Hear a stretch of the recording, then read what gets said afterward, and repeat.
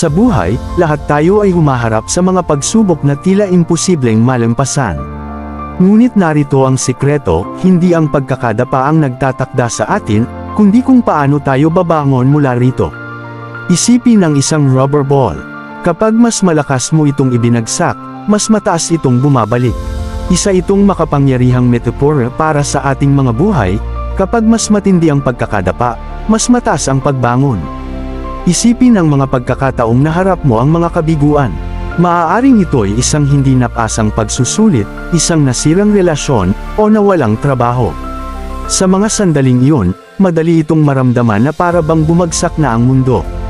Ngunit sa mga sandaling iyon, nabubuo ang tunay nating lakas.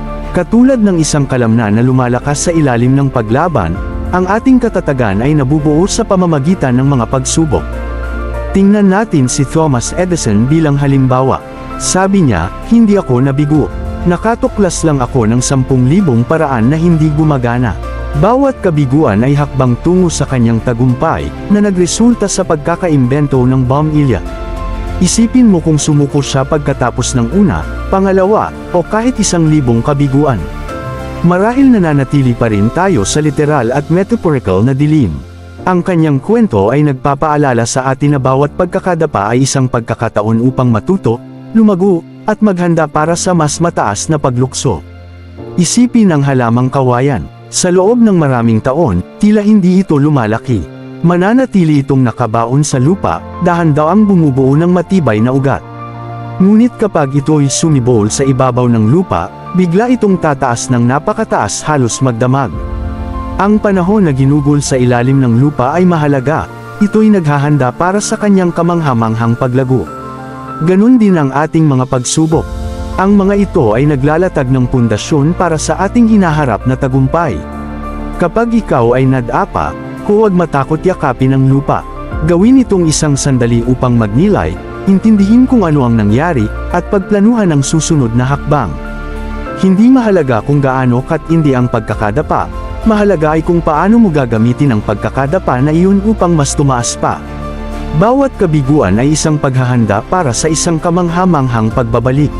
Tandaan, ang pinakakakaibang mga kwento ay hindi ang mga taong hindi kailanman humarap sa pagsubok, kundi ang mga taong hinarap ito at lumabas na mas malakas.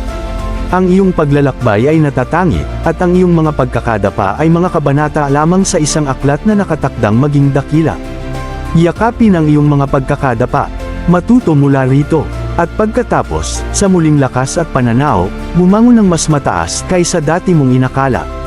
Kaya sa susunod na pabagsakin ka ng buhay, tandaan mo na ikaw ay parang rubber ball. Ang lupa ay hindi mo kaaway, ito ang iyong pinagmumulan. Tumayo, magpagpag, at maghanda na lumipad sa mga bagong taas. Ang iyong pinakamalalaking tagumpay ay nasa abot tanaw, naghihintay lamang na ikaw ay bumangon at angkinan ito. Salamat sa pagiging bahagi ng paglalakbay na ito. Kung nahanap mong nakaka-inspire ang mensaheng ito, paki-like, share, follow, o subscribe para sa mas marami pang inspirasyon. Sama-sama, bumangon tayo at abutin ang mga bituin.